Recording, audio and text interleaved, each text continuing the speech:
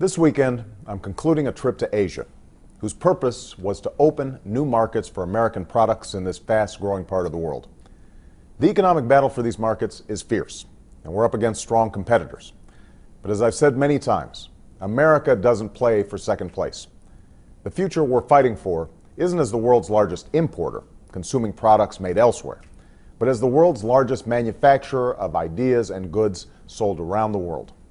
Opening new markets will not only help America's businesses create new jobs for American workers, it will also help us reduce our deficits, because the single greatest tool for getting our fiscal house in order is robust economic growth.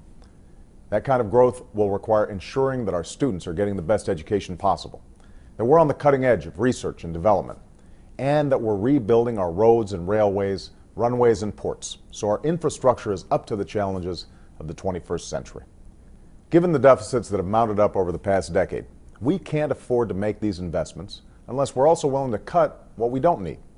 That's why I've submitted to Congress a plan for a 3-year budget freeze, and I'm prepared to offer additional savings. But as we work to reform our budget, Congress should also put some skin in the game.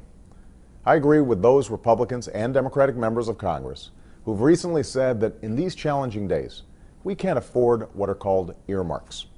These are items inserted into spending bills by members of Congress without adequate review.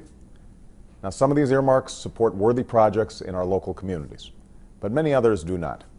We can't afford bridges to nowhere like the one that was planned a few years back in Alaska.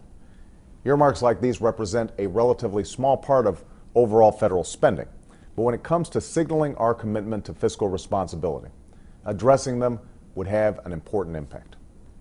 As a senator, I helped eliminate anonymous earmarks and created new measures of transparency so Americans can better follow how their tax dollars are being spent. As president, time and again, I've called for new limitations on earmarks. We've reduced the cost of earmarks by over $3 billion, and we've put in place higher standards of transparency by putting as much information as possible on earmarks.gov. In fact, this week, we updated the site with more information about where last year's earmarks were actually spent, and made it easier to look up members of Congress and the earmarks they fought for. Today, we have a chance to go further. We have a chance not only to shine a light on a bad Washington habit that wastes billions of taxpayer dollars, but take a step towards restoring public trust. We have a chance to advance the interests not of Republicans or Democrats, but of the American people, to put our country on the path of fiscal discipline and responsibility that will lead to a brighter economic future for all. And that's a future I hope we can reach across party lines to build together. Thanks, everybody, and have a great weekend.